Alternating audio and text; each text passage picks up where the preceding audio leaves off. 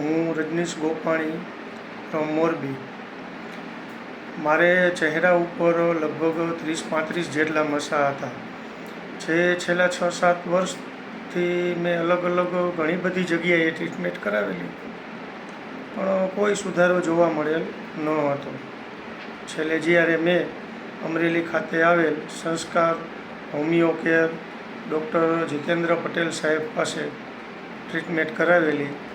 માત્ર 4 જ મહિનાના કોર્સ થકી 4 મહિનામાં મારે ચહેરા ઉપર એક પણ મસો રહી ગયેલ નથી. ટોટલી મસા મટી ગયા અને આ પરેશાનીથી મને રાહત થઈ ગઈ છે.